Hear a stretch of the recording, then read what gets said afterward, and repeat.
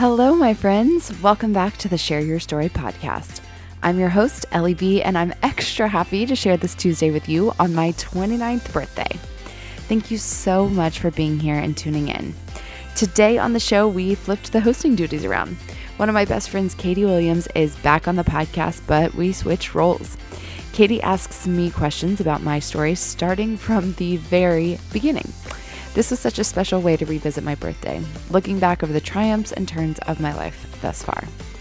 This is part one of a two-part series, so make sure you tune in Thursday to bring things into the present and for the season finale of season one of the Share Your Story podcast. I am really excited to share my story with you.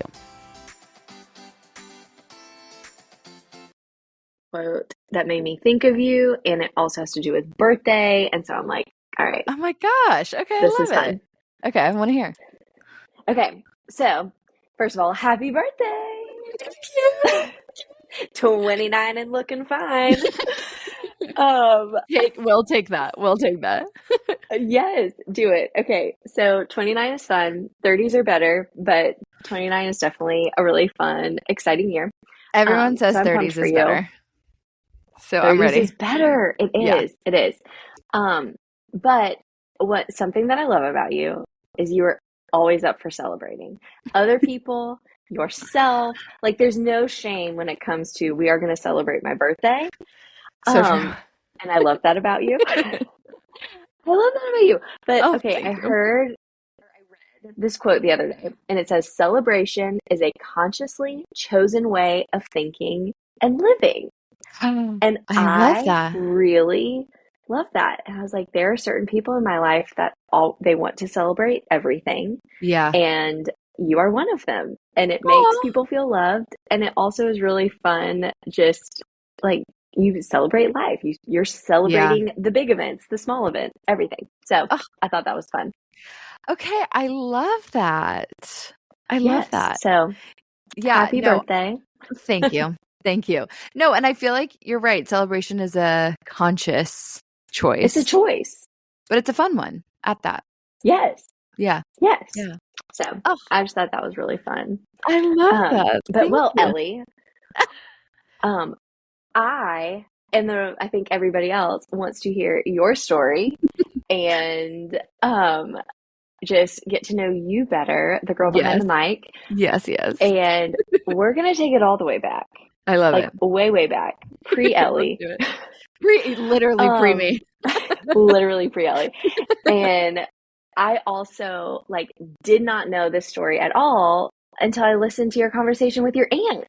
Yes. So I had no idea. So I'm very excited to hear about this. But so you have said you were born out of a miracle. And so tell us all about that and the miracle that happened. It's the miracle so funny. That is Ellie Bowen.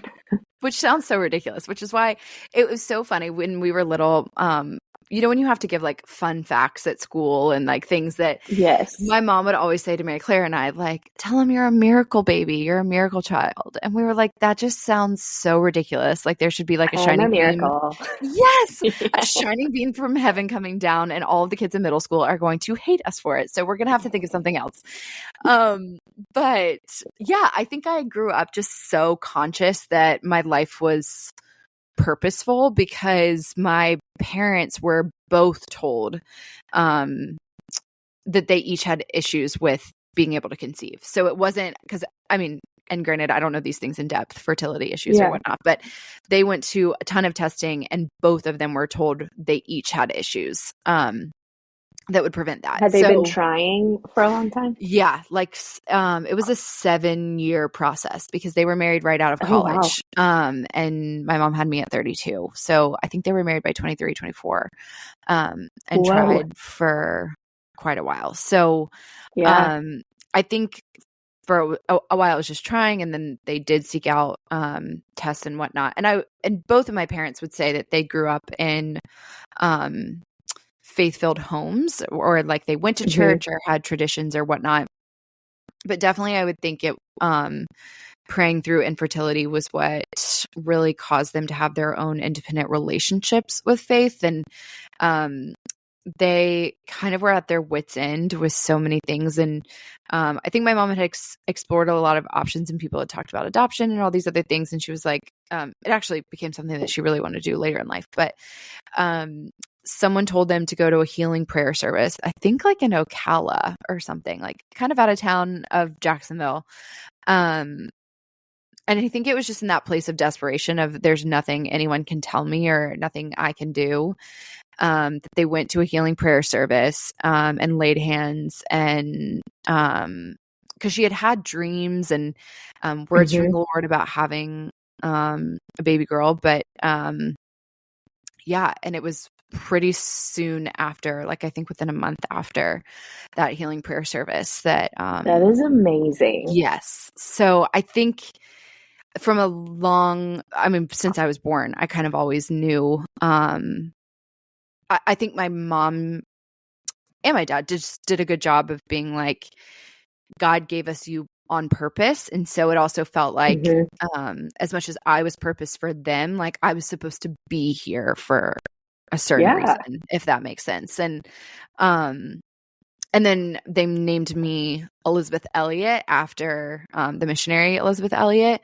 I did not know that. Yeah. Because my mom really fell in love with reading Elizabeth Elliot's writing, and so much of her story is incredible. Story, just like losing her husband, but then still pursuing her faith and leading her family, and going back to the same village where her husband was killed in missions actions. And I think so much of that is just like she constantly returned to the Lord and put her life online for just believing he's faithful. So even my name is something that was just so built out of like purpose in a way.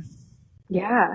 Yeah. Do you feel like growing up and knowing that and being told you're a miracle and like we know that God has big plans for you, do you feel like that was like almost a weight to carry?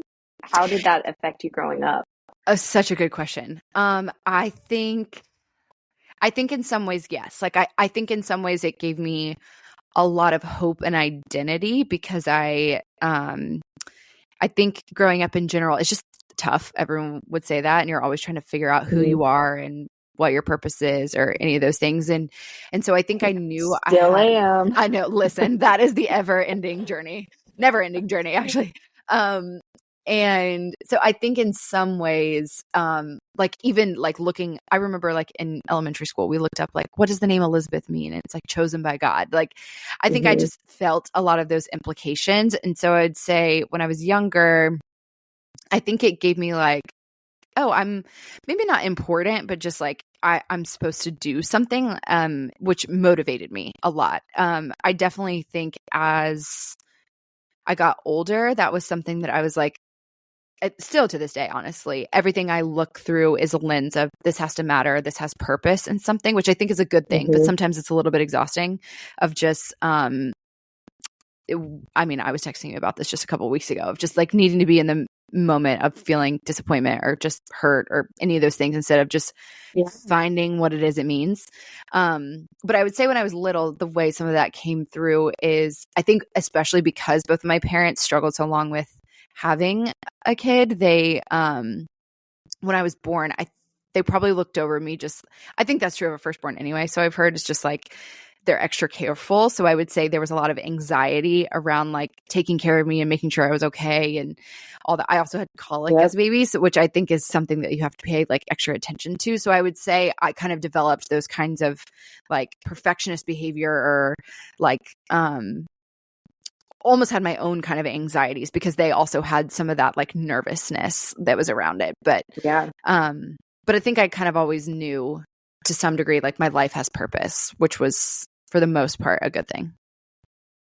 So what were you like as a kid? Give us an idea. Like we know that side of you that you just shared, but I want to hear like who was little Ellie? Like I babysat you and I remember very true to who you are now, but I remember you just being this bright shining light and honestly, like I don't have too many more memories other than No, that of of you when course, you were because we little, were but so little. I was like 10 myself.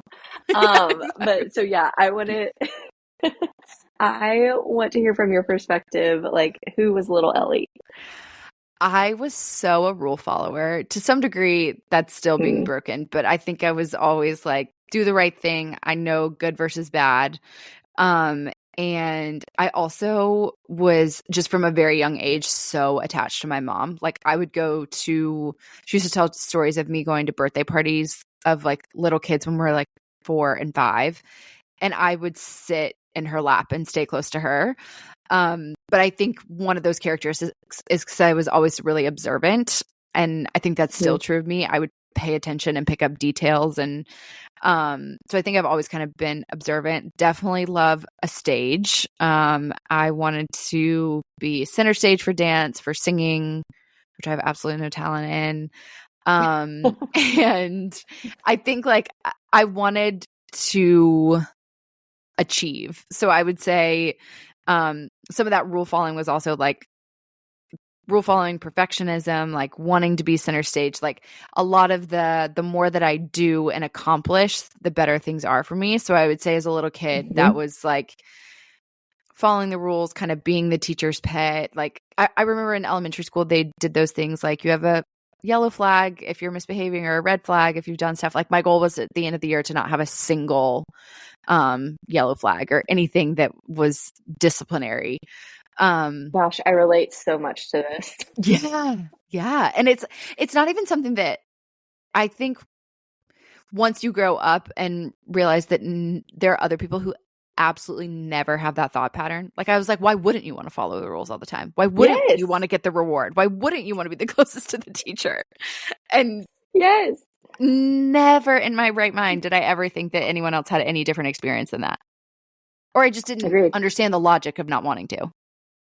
Yeah, no, I completely agree. I always I lived for the praise. I lived for Yes. the encouragement and it honestly, it really was formative. Like I can Yeah. remember in I think I was in fourth grade. I had been Mhm. dancing and I liked dance, Yeah. but that was kind of when friends started doing other sports and like Yes. girls were going to play softball and I was like, oh, I want to do other things and um but just wasn't so sure. And then it was that year the recital was Mary Poppins and Yes. my sister and I were asked to be Jane and Michael I and remember this like so so having big vividly. roles. How funny. Yes. But so in fourth grade, just like I was kind of almost done with dance, but because I Mhm. was chosen to be Michael and I was given a special part, well, then I must be good. So then I must continue and I That must do this. And influenced I love your dance, dedication. Yeah. but it literally changed my shift and my outlook. And I was like, I will do dance. I'm good at dance. And like Mm. went for it and Yes. did that. So I Yeah. was the exact same way. Yeah, no, it's Exact same way. no, that's so true because there's something about living for the praise or when you're in control of like your own decisions and your own behavior that leads to someone else finding you either like I don't know, like accept it or appreciate it or any of those things. Hmm. It definitely feeds that. Like I'm going to keep doing the best of the best. Um, Yes. yeah, I definitely also like procrastinator because I wanted to wait until the very last second to deliver something perfect. And um, yeah, like my parents would always be like, you still haven't started that project. You still haven't started that homework. So that was definitely me as a little kid too. Do you have any like major standout memories? Like you were a performer, any Oh my like gosh. Yeah. There are I want to hear. so many videos of us when we were little and gosh, I just had to have center stage and like be in Yes. the middle. Gosh, I'm trying to think of like standout memories though specifically. There's just so much of like I remember especially as kids Mary Claire and I's friends overlap so much. So we would do performances for anyone and everyone. Hmm. We had choreographed dances. We were um gosh, even like I remember us and one of my best friends, Porter, we like were big into tennis one summer, and we wanted to be so competitive. So we like thrifted our own trophy and repainted it, and we're like strategizing in the camp. Like if we got paired up with certain teams, like one of us would lose because that meant we were all going to win it for the sake of the team. And like we'd come home and still do like a High School Musical performance. Like we were so busy all the time. And gosh, I'm trying to think. I feel like there's so many. Oh my gosh, but I also like, speaking of I wanted so badly to be able to sing. And I think it was like that whole like era of Disney Channel stars that all were performers, that all sang, that were all like Lizzie McGuire, Hannah Montana, all of those that I just idolized.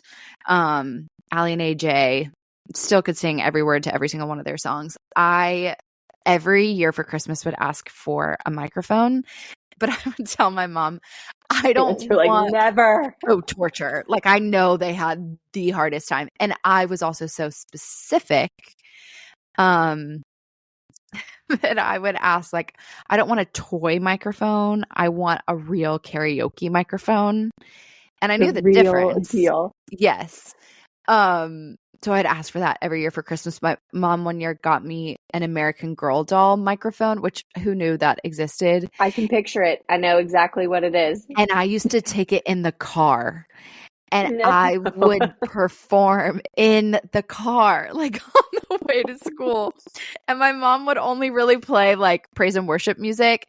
So I'd be in the back seat singing Shackles or like CeCe Winans. Yes. Or I've Nicole done a few C. dances Mullins. to Shackles. Yes. Mercy Me. Like I'm belting it out in the back seat. Gosh, yeah. So many memories in carpool too. Like I feel like those were some of my strongest. But yeah, loved a microphone. Which was your deal? Yeah, well, at least now I talk into one instead of sing into one, but I've just always been after the mic.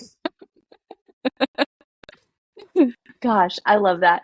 It makes me think of my sister and me when like video recorders became a real big thing, and like we would do music videos. Oh, and yeah. They are so embarrassing and mortifying, so atrocious. And they are on video documented forever. And Yep. we roped a bunch of our friends into it. Of course. But it was like, if you came over to our house, like we're making music videos. Hope you're ready for it. Costume changes. We're putting on like my grandmother's fur coat. Yes. Like, oh my gosh. Oh yeah. Embarrassing. Blue makeup, like so all over your eyes. Yeah. Oh yeah. Life of a performer, man. Man, we have it tough. I love it. I love it. I love it. Any specific like fun memories with Mary Claire? Oh my gosh. That you can think of? I'm putting you on the spot. No, so many. I feel like what's so funny is we were we've always been close, but we're also so different. And Mary Claire, when she was little, was a biter. She was just like always had a temper and always been like, and me being the rule follower, I did not understand that whatsoever. And I think it got to a point when my mom was just so frustrated because Mary Claire would lash out, she would bite me, and then I'd go in tattletale, which both are annoying. Like neither one of them as a parent is helpful to deal with. And so I came up to my mom one time, and I said, Mary Claire bit me. And she said, you know what? Bite her back. Just bite her back. And I was so taken aback and shocked because that was so not my mom's personality. And I just couldn't imagine me having the permission to even do something like that. And we were in some kind of fight. And Mary Claire looked at me and said, I'm going to bite you. And I said, well, I'm going to bite you back. And she said, no, you wouldn't. And I said, yeah, Mom told me to. And she said, no, you won't. She bit me back. Or she bit me. I bit her back. Oh, screamed bloody murder, went running to my mom. It was like, Ellie bit me. And I said, well, she told me to. My mom said, yeah, I did. And I think fighting was over after that. That was it. That's all it took. People have said that. They've said like, if you bite her back, it works.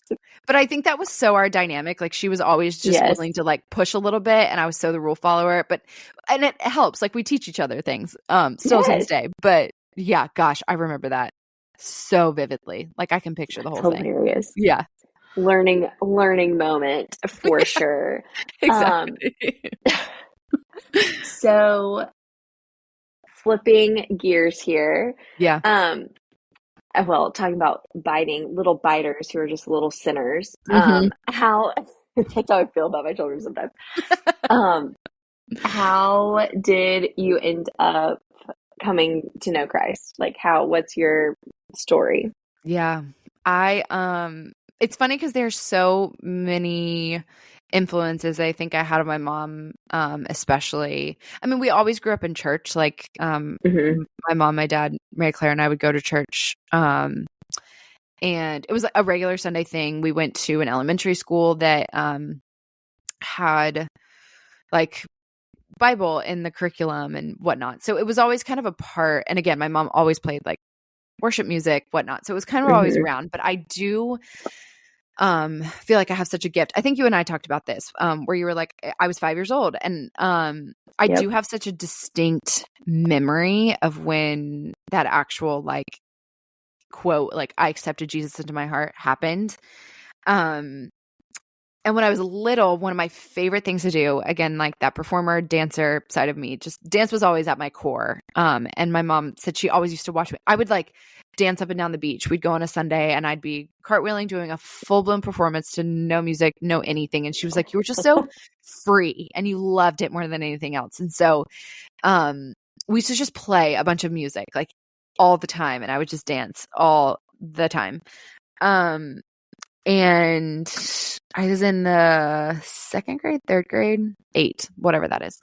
And we, at the time, were living in an apartment in Riverside, which was some of like my favorite years because they were renovating our house. And so it was like so small and we were really close to school. And we would wake up literally at like 7:55 to be at school at 8:10. It was the best thing ever.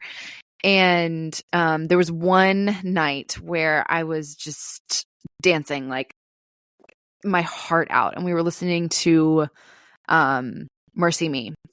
And I remember just like dancing in the living room. There's not even that much space because we're in an apartment, a 2-bedroom apartment. But I'm just like winded, out of breath just from dancing all around.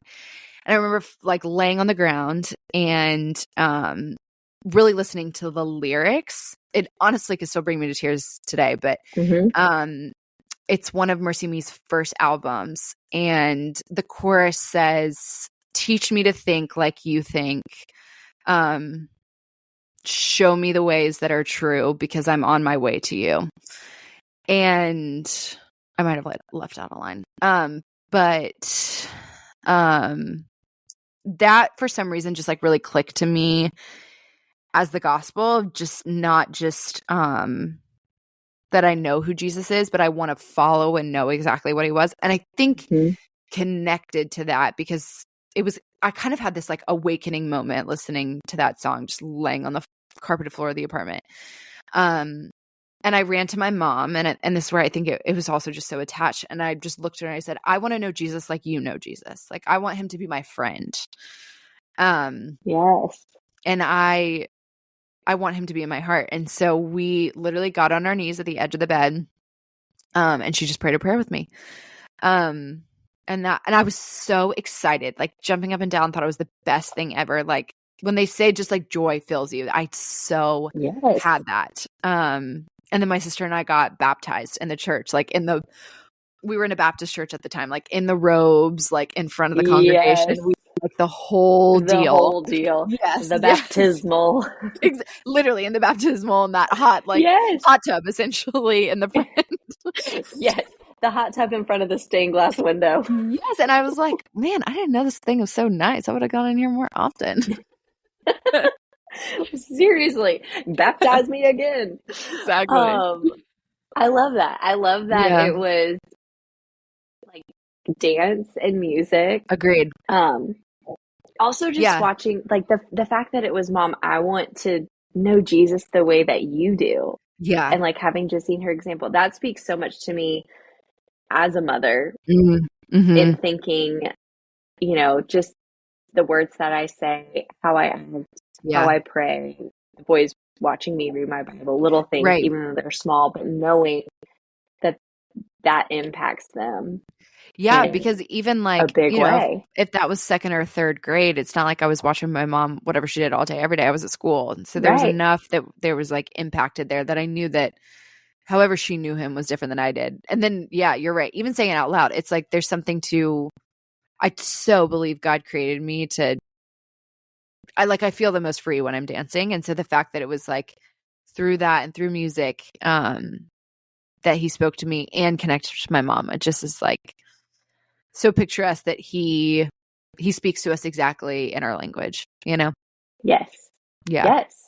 Yeah. And brings joy to you in those things, and like just how through life you end up going down those roads and avenues, and just it's all part of just realizing his design for each of us individually. Yes. And how we're wired. I love that. Exactly. It's so unique. Yeah. And so knowing that your mom was such a big influence, like what was your environment growing up that just helped to foster your faith? Yeah. Gosh. I think it was just everywhere. Like I don't think I realized until later what a gift just her normal everyday obedience stuff was that created that environment. Because she just always like Bible was always open on the counter. A journal is really close with like actually probably like 3 journals with a bunch of pens everywhere because she never finished one. We always had praise and worship music just like playing through the house. Like it would be the first thing that she would play downstairs when we woke up. So it was like we were waking up to come downstairs. That's like the environment we heard when we go to make breakfast, or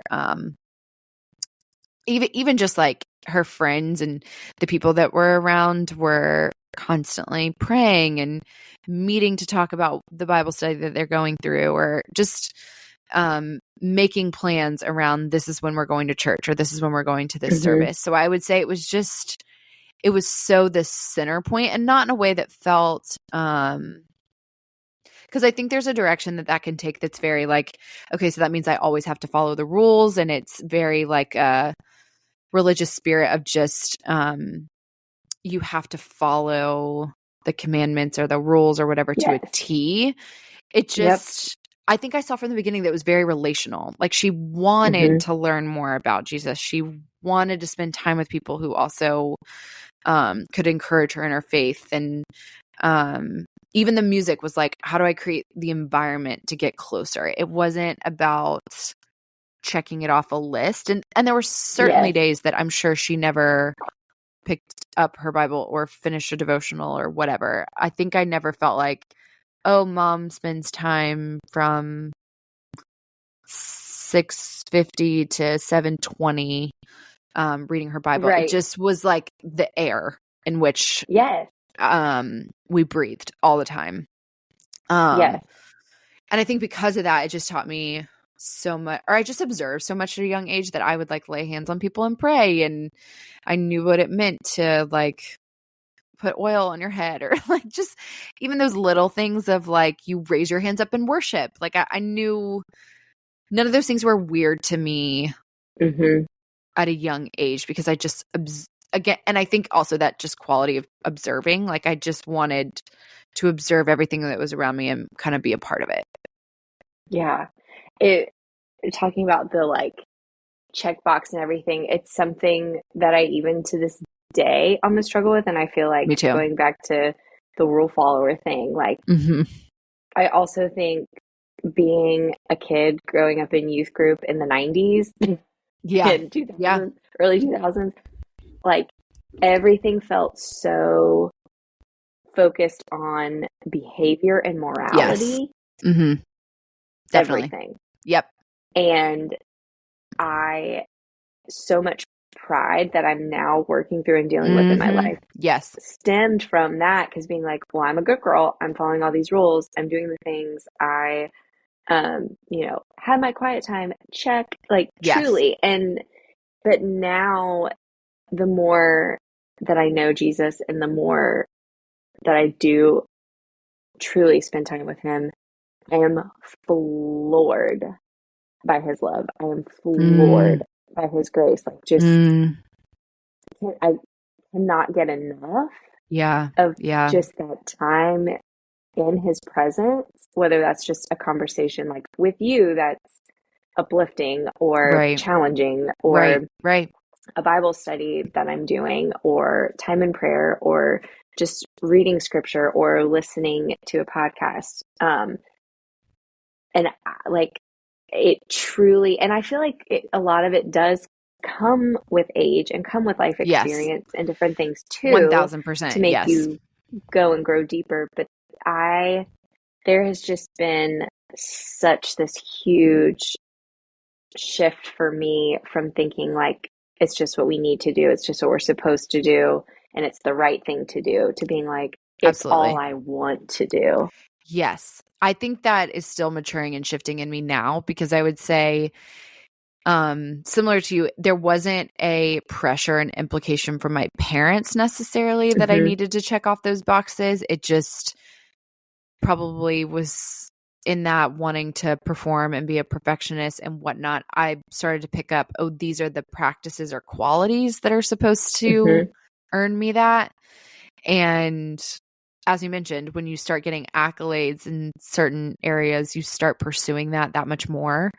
And I think I was so thankfully inundated with so much relational but the relational aspect of what it's like to be a follower of Jesus. But I still, like, in me was that place of I still need to perform or be a perfectionist, and I still struggle. I mean, again, like texting you Mm-hmm. a couple of weeks ago, just walking through disappointment of I woke up the next morning and was like, I don't want to pick up my Bible, but I'm supposed to, and I'm supposed to read this next chapter in Yes. Proverbs, and and it's like, even that place of like, no, can I just pray and give God my disappointment? Can I just ask him to meet me where I am? And I do think that was the gift of, again, observing my mom and her friends and family and whatnot, that they came to him with so much of themselves. They didn't come to him with the checklist. Yes. And that's still something I'm learning. And not because Yeah. of what they showed me, but just because that's how I'm wired. And to your point, 90s, 2000s, it was like, here's some guidance as to what can help you get there. And we took it as, here's the Mm-hmm. rule book a little bit. Yeah, And like some there of it wasn't. was communicated as a rule book too. Yes, yes, and Yeah. I'm like, it wasn't all bad, and it's to No. create habits and everything, Right. but it was like, well, I'm a good Christian, I'm a strong Christian. Mm-hmm. I don't know. It was Yeah. very interesting, and I feel like did steer me towards kind of that legalistic, Yep. prideful side. Right. But so just talking about youth group and all of that, Yeah. tell me about the teenage years. Yeah. What was going on Yeah. with Ellie as a teenager? Well, I think especially because at a young age, I was like, I want to know Jesus. I just kind of like threw everything into, this is my full identity, which is a gift, because Mm-hmm. and still, I think that's one of those never ending processes that we're constantly searching for. And there's so many things that redefine that. But I would say I just had such a foundation when I was really little, but I also struggled a ton with just rejection and friends and not feeling like I fit in fully. And maybe part of it was just, and not to anyone's, not from a place of judgment, but just because I felt like I was so inundated with spirituality and how I was pursuing the Lord in that way, that I think I've always been told I'm an old soul or have a lot of depth. Mm-hmm. And so when you're coming at that in like elementary, middle, high school, it's like, how do you come?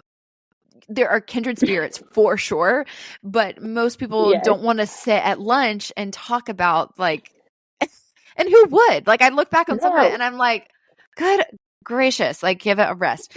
And still have to remind myself that sometimes, honestly.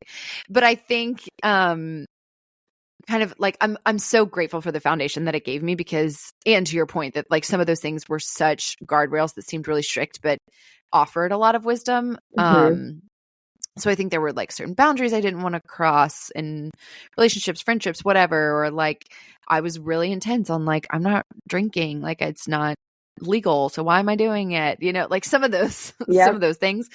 But you do miss out on certain elements of that. And growing up, I think definitely my identity was so solidified, which helped. But because of that, I just experienced a lot of, I guess I wasn't molding to whatever the current trend was, if that makes sense. Like, I think it's really Which is easy. such a great thing. But it's when a great you're thing. 15, it doesn't feel like it. Yes. And it was this weird juxtaposition of, I'm not going to change who I am, or I don't know, just like follow whatever is cool right now. I am who I am. And I didn't want to change any of that, but then also being like, so why can't I fit in, or should I be? But I never wanted to kind of shift those things. So I would say foundationally, I had a lot there just because of being around my mom when I was younger and establishing that. But I definitely struggled with just like, how do I fit in the midst of all these things? And I would definitely say too that what I'm learning now even more so is I did develop such a strong relational basis with my faith that I knew to pray and worship and go to church often and whatnot. But I don't think I was necessarily learning the Lord through scripture. And so I would say a lot of it was just like simply based on like prayer and church attendance and all that kind of stuff. And so I would say, honestly, some of that fell off of just pursuing the Lord through that, around real knowledge of who he was. But yeah, I would say some of those through lines still of my academics are really important to me. I studied really hard. I would be up till 3:00 in the morning, and my mom would walk in my room and be like, go to bed. And I'd be like, okay, well, my alarm's going off in 3 hours so I can get back up. And she's like, no, it's not, because you have to drive a carpool. And like, you're not going to do this. Or I'd like stay for extra dance practices or that kind of thing. The achieving part definitely never went away. And I'm thankful for a lot of that. I think the Lord's gifted me with an extreme amount of discipline. And so wanting to reach a goal and achieve something, I was really committed to like, if I'm going to do this in dance, then I'll stay as late as I can. If I want to get the A, then I know I'm going to need to stay up another 2 hours. I mean, granted, that was mixed with the procrastination for sure. This is not to say I was perfect by any means. Some of us work best under pressure. It's true. You and I are two of them. Yep. Yeah. So, but I would say, and then honestly, one of the most just impactful things too was we had someone my mom was mentoring, my dear sweet friend and sister to me, Trisha. Trisha approached my mom at church one day and was like, will you just be my mentor? And my mom was like, I don't know. I don't really know what that is. Because one thing about my mom, she was so like, what not confident. Yeah. And she just was like, I want to be mentored by you. And I've seen you in church and you're someone I want to learn from. And my mom's like, I don't really know how that looks. But sure, we can start. And the other part of it is my mom didn't drink coffee. So everyone would be like, can we meet for coffee? And she was like, I don't drink coffee. So no. If we can go to a place that also offers tea, sure, I'm in. Or a good sandwich. Good. Yeah. But through a few circumstances, Trisha ended up living with us. She was moving out with her roommate and was going through some transitions, and it was when I was in high school, and she had been a missionary with YWAM for a few years and was working and going back to school to become a nurse, and just was such a faithful follower of the Lord, and in a lot of places was surrendering so much of her life to like, why am I not married yet? Or why are things with my family? I want them to be different and they're not yet. And it was like having an older sister. So I also had her influence, and she was our family member. She still is. But like, I first remember when she moved in and we were like, we're doing what now? She's going to be. And then, I mean, it was like, we made dinners together. She would pick us up from school. We, I mean, there were nights where I was heartbroken for a boy or just struggling with a test or whatever. And Trisha would be like, Ellie, you know what the Lord says? And I would say she shepherded me in a different way than my mom could as well. And so I really had an older sister that lived with us for 2 years and was so in denial when she moved. It was the saddest thing. But that was really, really foundational to growing up too, because I just had such an example. I mean, still to this day, she's the person I call and I'm like, Trisha, why is God not doing this? And I don't understand this. And she's like, but Ellie, are you closer to him? And I'm like, don't tell me that. But I don't want to hear the right answer. I want to hear the answer I just want to hear.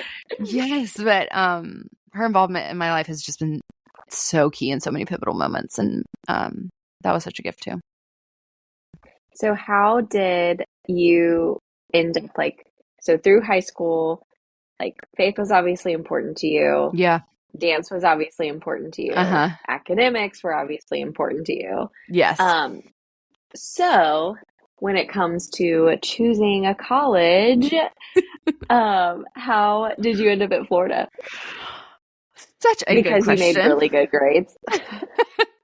Well, it's so funny because that really wasn't, I mean, I wanted to make really good grades and I wanted to go to a good school, but my biggest motivation was dance. I firmly 1000% believed that I was going to dance as a career. Would either move to New York, move to LA, or be a backup dancer for someone. I was, from a young age, I told my mom I'm going to be famous one day. I just know I'm going to be famous. And she was like, oh my gosh, okay, we got to send this through the sanctification. Yeah. And she was always like, fame isn't what you think it is. And it's not always what it's cracked up to be. And humility is very important. This is what the Lord calls us to. And she was just really kind and instructed me in that. But often we would butt heads. Some people are made to shine. Because I was like, no, but you don't understand.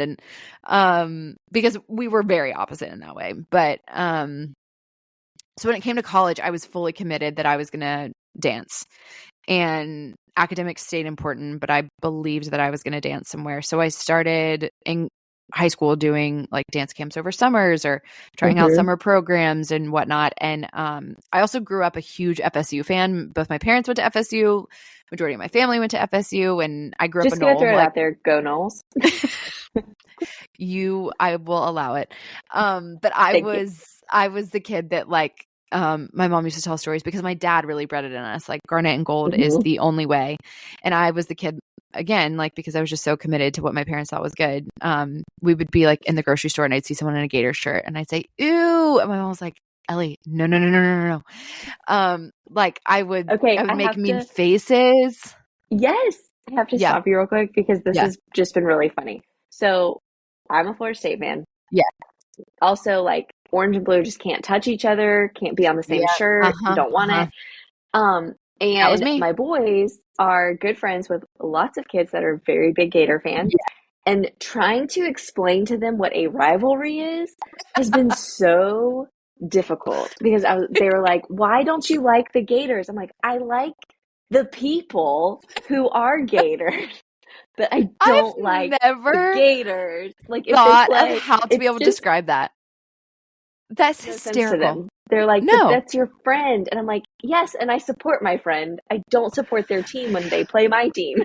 But what's also so crazy is it's such an identifier because we say I'm a Gator, I'm a Knoll. And so I'm sure that is so confusing as a kid to be like, why don't you like the Gators? They are a Gator. Yes. Oh my gosh, that is so hysterical. Oh, those cute boys. Anyways, so no. You were told Garnet and Gold is the way to go. And FSU has an incredible dance program, both their dance arts program and their dance team. They're phenomenal and so good. But at the beginning of senior year through, I was definitely overextending myself in some ways, but I had a pretty bad back injury from dance and could not practice for a long time and was in physical therapy and a lot of things. And it was right during audition season, which I'd really prepared for and was so committed to this is my college future. And so really bad injury and kind of didn't know what I was going to do. But I'd both done the art side of dance of technical ballet and history of jazz, all that kind of stuff. But then also really loved my dance team. the BDT, which I actually don't even think exists anymore, but was just so committed and loved it, and was like captain all 4 years, and just it was everything to me. And my mom could not understand the hip hop thing, but I was like, that is really where I thrive. Yeah. Loved it.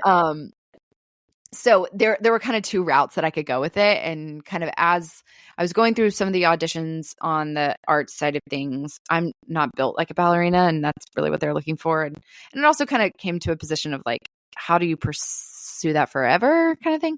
Mm-hmm. So I was going on some auditions and had some callbacks, but nothing really came to fruition, and really kind of put all my eggs in the dance team basket, and trained and was ready for auditions and that side of things. So I was still applying to schools, whatnot. And I remember getting into Florida.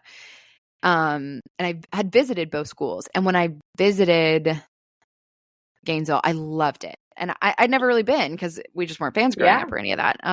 Loved it. Went to FSU and had just like a ton of anxiety when I went to Tallahassee, and it just didn't feel like the place, but I wanted to love it, and my parents loved it. And so I went through auditions, but I'd gotten into Florida and was really proud of myself just from an academic standpoint of it. I didn't really expect to get into Florida. Like, I knew I had the grades, but it's just hard to get into, and you never really know what year. And remember getting in, but still really wanted to pursue the FSU dance team. Went through auditions and was so confident, and got cut after third round, second round, one of the two, and was devastated and heartbroken and didn't really know what I was going to do. And the guy I was dating at the time, who was so great, like, my mom was like, I really thought you were going to be so devastated and never make it out, but I saw how much joy you had, and so many, like, your friends and your boyfriend and all these other things that were going on in life, that I could tell your life was so much fuller than it used to be, where all your eggs used to be in the dance basket. Yeah. But it was kind of like coming out of that I had to make a decision on where I was going to go to school before the Florida dance team auditions. So I kind of had to be committed as to, like, I'm either going to choose FSU and try out again, or I'm going to go to Florida and hope I make a team. So I committed to Florida, was really excited about it.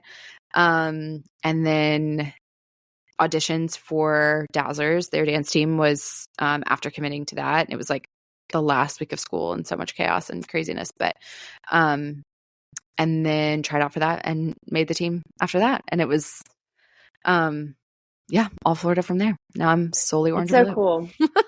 And just, well, I think what's cool is even hearing just in that story, okay, again, it's the whole like dance deal that is leading and guiding you through life and situations. Just thinking like, okay, from getting cut from that first audition and how hard that is and that disappointment.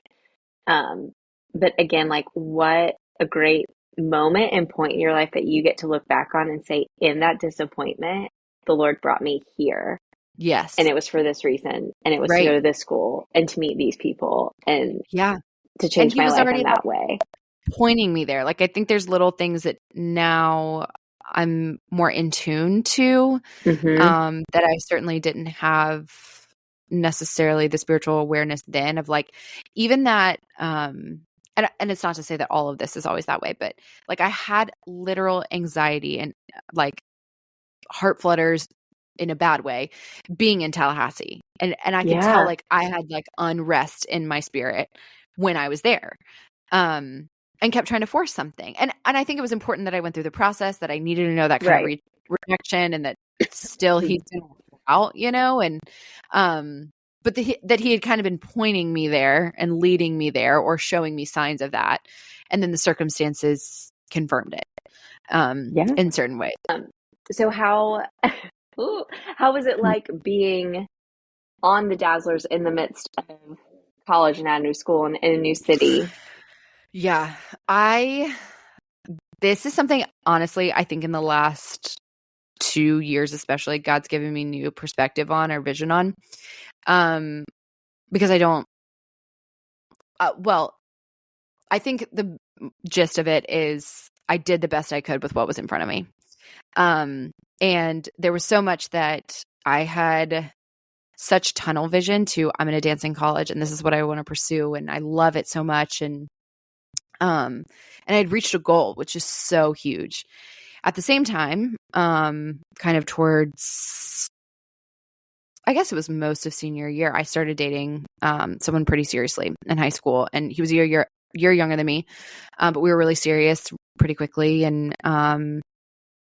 so when I went to school, we were dating, and I kind of had always been a homebody, like loved the comfort of home, being around home, all of the above. Wasn't like, as a kid, I was like, do not ever send me to sleepaway camp. I will like bust out of there and walk home. Like that was like my thing. Like I never loved that kind of distance aspect. So I think I always kind of had this anxiety in going to college of like, I don't know that I'm ready for it or want to separate in some way. And then I think the extra layer of dating someone who was home at the same time kept me attached. Mm-hmm. So, and again, I'm also just wired that way. Like it's not his fault. It's not circumstances' fault. It was just, that's how I was wired, and it had yet to be redeemed. But then on top of it, being in a college athletic environment is so intense, and you forget that you're still kids technically. Like, yes, you're 18 and you're an adult and making college decisions, but it is just, the environment is really tough. And honestly, our coach was just hard. So there are certain things that I definitely don't think, like, I think I thrived in the audition environment and loved making the team and was so about it. And then as I was leading up to being on the team, I got more and more anxious of like, am I ready for this? And I was still the person that like showed up first to practice and workouts, and I gave it everything. But we also had a coach that was just really intense on like, unless you were gonna people please your way with her, you weren't gonna get a spot. And it was really competitive. Like we were on a rankings list of like, we knew which team members we had to beat out to get a certain spot in a dance. We knew, she did better at you than workouts, and she did better at because you had to audition every single dance that we performed. So once you made the team, every single practice was still an audition. I have anxiety just hearing that. It was crazy. So like you go to practice and you have certain dances that you will constantly perform at basketball games specific, but also football and a few other sports. And then every single halftime, you have to re-audition to see whether or not you get a spot and at which team and what line in each dance. So you're constantly aware of like, so-and-so's arms are better than me, or she has more energy than I do, or she's probably going to beat me out for their spot. And I think at the same time, because I also didn't I was so scared of the social aspect of like, go out and enjoy these things. I was just so focused on the discipline, and all my eggs were either in the how am I going to do well in this team basket, or like I got to get home to see my family and my boyfriend, that I didn't fully immerse myself in the college experience for a while. And I did well, and there were so many parts of the Dazzler experience that I was just so thankful for. I mean, I think went to the Final Four in basketball the first year I was on the team, and just to be around the athletics and sports, and I'm a sports gal just in general, so to be around the athletes and just kind of a part of that like huge tradition that is Gator athletics was incredible. And it was such a front row seat to me because I didn't grow up in it, so I got to learn so much. And like we had to memorize the lyrics to the fight song in order to like perform it with like, it was such an inundation on all things school spirit. And then we also did appearances, so our schedules were just so intense. Like we could wake up and do a 6 a.m. workout, go to class. We'd have an appearance, let's say at noon at a school, where we like did a dance and then read books and then practice at 5 for 2 hours and then 2 games a week. Like it was just, and we're constantly learning new dances. School? Yeah. That's the thing, is like everything was just dictated by like, what do I need to wear? What do I need to pack? Does my practice uniform, is it packed, or is like, do I have, because you could get strikes. Like if you didn't bring the right top to wear to your game, like you can't perform, you're out. So there was just a ton of pressure that you forget, like you're young. And so it was amazing. Like there's so much about it that I love and I look back on, and now I see these places that I did the best I could with what was in front of me. And I think so much of that too was just, I kind of lost a little bit of that like identity function where all of a sudden my identity was in, am I performing? Am I a good girlfriend? Am I, and I think looking back at it now, like if you, like 3 years down the road, me as a dazzler, I would have been so much more confident. And it doesn't matter what my coach says. I know I'm a good dancer. It does not matter what criticism I feel. I know I have the discipline. And I would have thrived more under the actual spotlight that I love and performing and being around kids and like the sports aspect. But I put so much intense pressure on myself and have been stripped away of so much of that identity because I also put it in my boyfriend's hands. I was like, everything I am is his and his mine. And that was a big thing the Lord had to tear down and really make my relationship with him stronger. But so I look back on it now and there's certain parts of it that I'm like, I regret that I didn't handle it this way. But I did the best with what I was equipped with then. And it was a hard environment, just period. It really was. Do you feel like it took some of the joy out of dancing for you? Yeah, it did for sure. There was just so much anxiety when you go into a practice and like, it used to be that I was so excited by like, I love the song. What movement are we doing to it? Let's like perfect each move, whatever. But when you have the pressure of I have to perform it in the next 32 minutes and also know I have to perform it better than these 3 people in order to get the spot that I hope I get, it's just, it pulls away at the passion for what you love to do in the first place and puts you in a position of competition, which you don't want to be on with a teammate. Like it's different when you're in a dance competition. You're like, I was so the hype girl for my team. I was always like, we got this. We're going to kill it. Like it's all about us. We've prepared for this, whatever. So when you're doing that for yourself, but you're so exhausted and you're like, we're on the same team. And it wasn't even necessarily a pressure that any of the other girls were putting on each other. It was more just that environment for me personally did not breed something where I felt like I could fully let myself go and enjoy it. Yeah.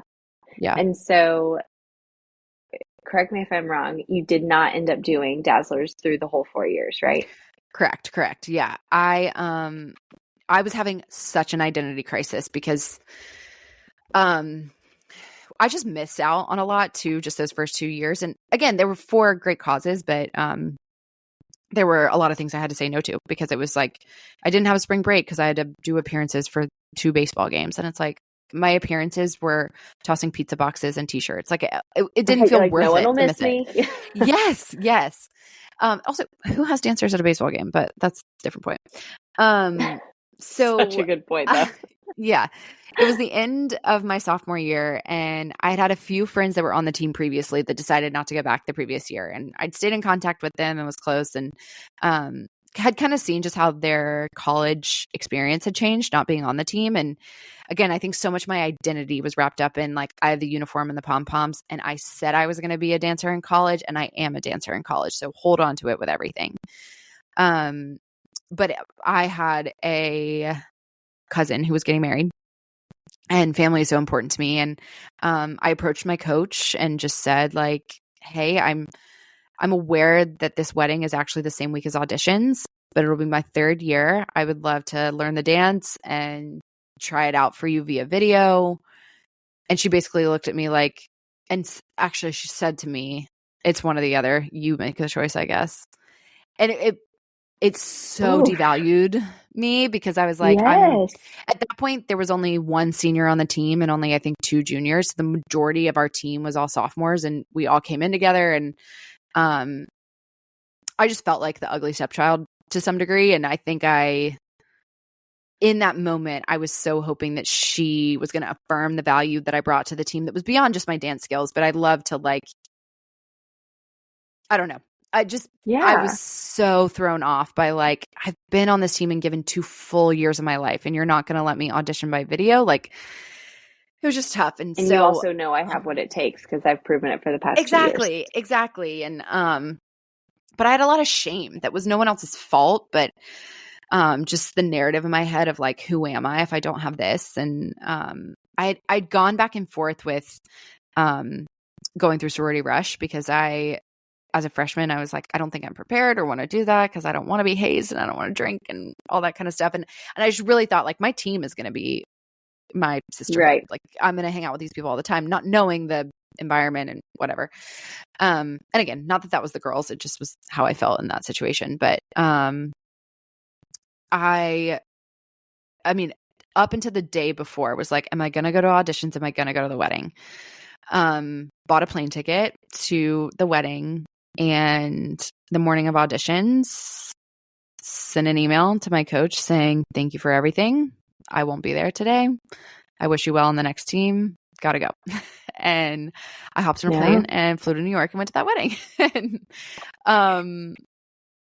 it was so hard. It was so like, what have I done? Did I make the right decision? And in some ways, like I literally had to physically put myself on a plane and turn off my phone because I was like, I'll try to turn back around and this hasn't been healthy for me. And I had really sweet encouragement from a friend, MK, that had been on the team and left it before and was like, she said, there's just so much more to life outside of that team. And you cannot see it right now, but God's got so much more for you at this school than what you've experienced. Cry when you turn in your uniforms, be upset, but be proud that you did it and know that God has more for you. So I kind of just had to turn off my phone and go. It almost feels like the death of a dream in a way. Wholeheartedly. Yeah. Wholeheartedly. Yeah. And that summer ended up being, I mean, I went to that wedding and it was the first time I had really been around my whole extended family in years because I had missed Thanksgivings. I had missed like holidays and get-togethers and all these things because I had to be at the team. I had to be with the team. And I felt so free and had the most fun at that wedding because I was like, this is what it's like to not have anxiety every second of the day and be like your time committed to when you don't realize and just all the above. And it was such a gift. And then that summer turned into so many more things because my boyfriend and I broke up and big reckoning with the Lord and a lot of identity stripping and all those things. That's a big summer right there. Big summer. That truly complete like 180 from focus on your boyfriend and on dance to all of a sudden like neither of those. We're done with that. Yep. It was a turning point, pivotal moment in your life for sure. Complete. Yeah. So then what came next? So that summer I was distraught. I mean, I didn't know what was left. I was panicking in so many ways, but that's when I'd kind of sought out counseling before it and had been in and out of it, but that was the summer that I really was like, I need to find someone to talk to and process my emotions. That's amazing. That young. Yeah.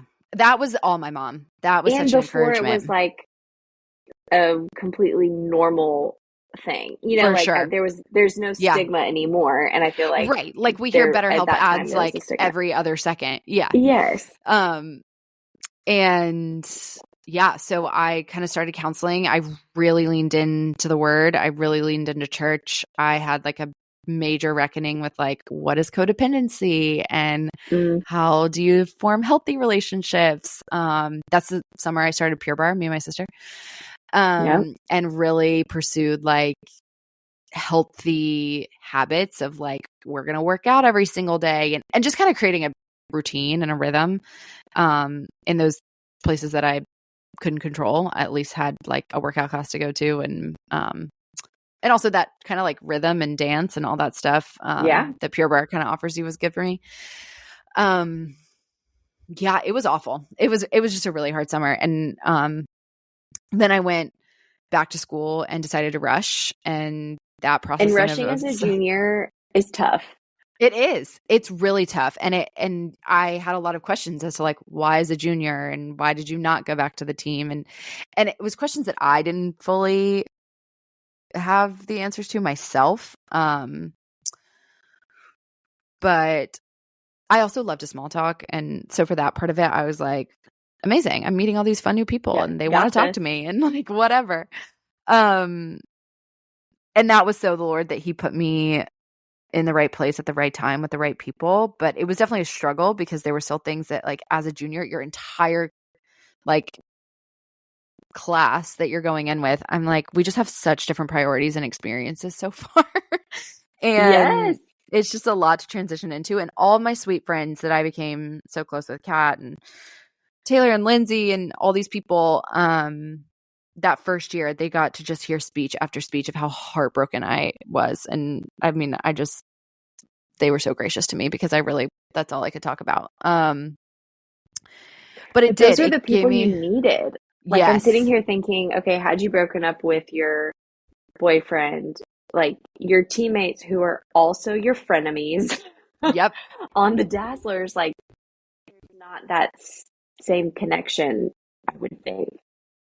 100% those were the friends I needed. I think, I didn't know at the time just how desperately,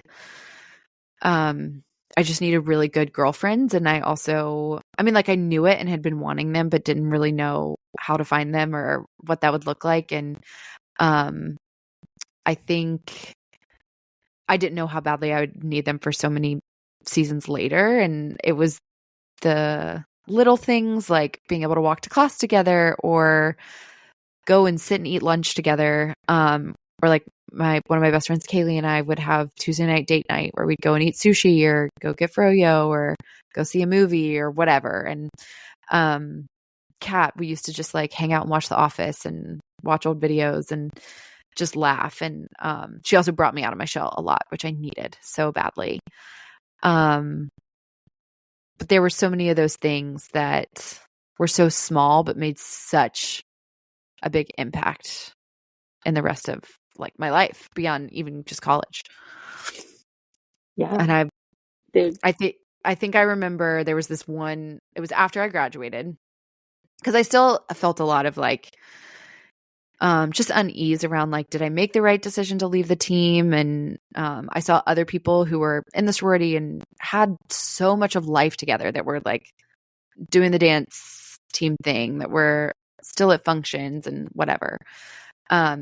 And I was like, why can't I manage it? Like, should I have done it? And still kind of pulling at that identity string of who really am I or what really defines me. But I remember being on a trip after college. My friend Kaylee and her family was so sweet and took us to the Bahamas. And there was a group of us that all went.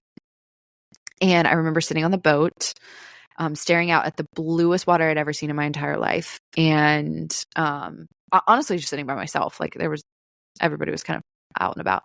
And I just remember crying and thinking, I almost missed this. Like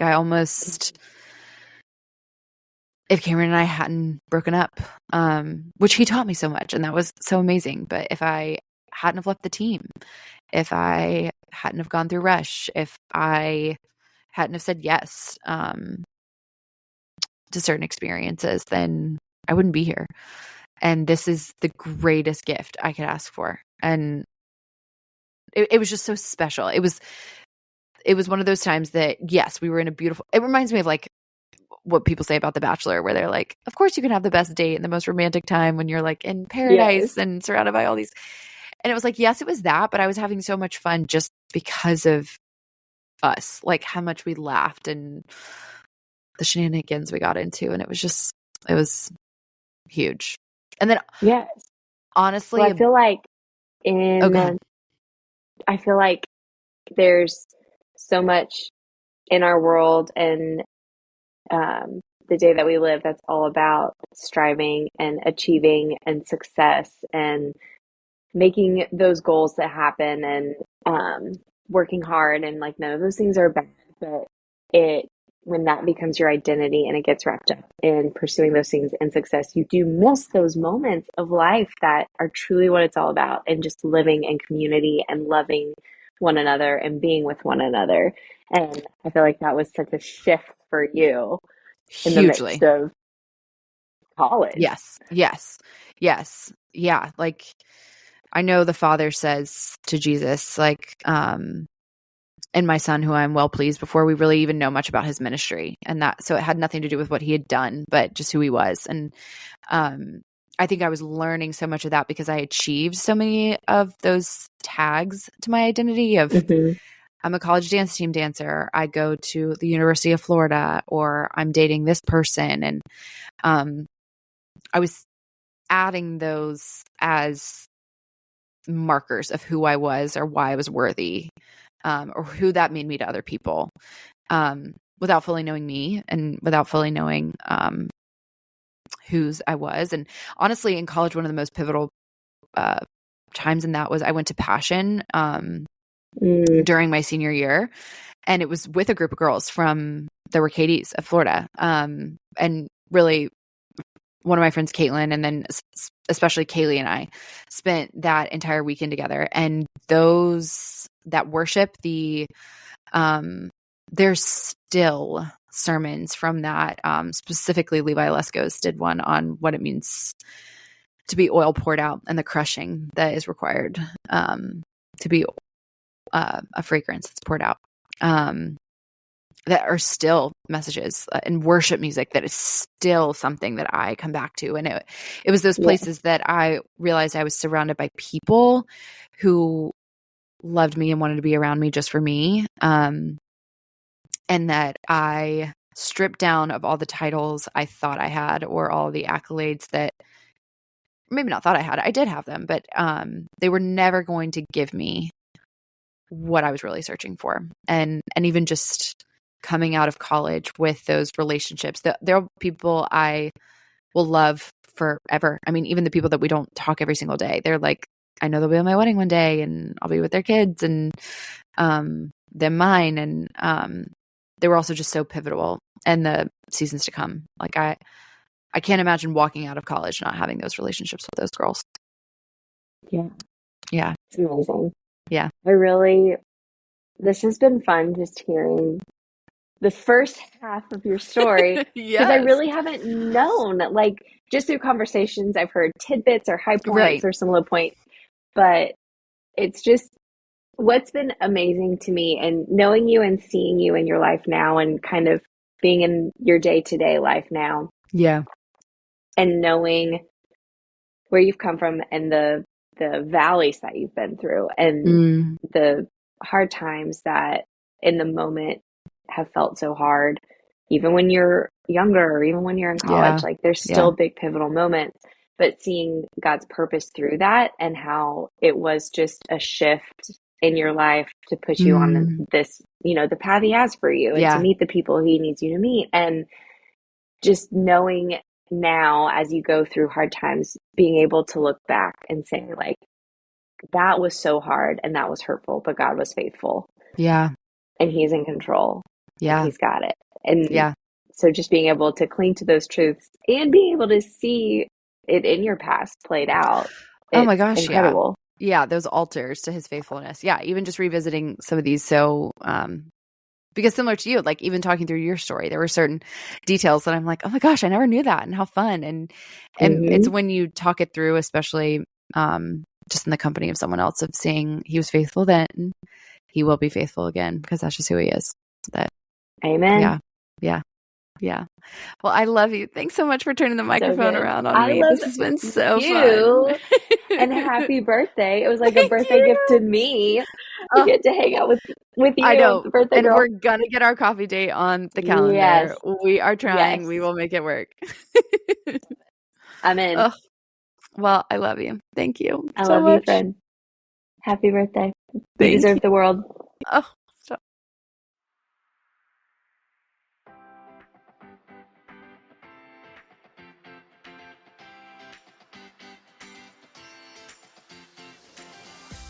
Gosh, you heard Mary Claire say it last week, but yes, I can talk. A huge thank you to Katie for stepping in to host this episode. She stewards my story and just life with me so well. I've known Katie for such a long time, but it was so fun to revisit these seasons of life with a friend that offers just such a fresh and holy perspective.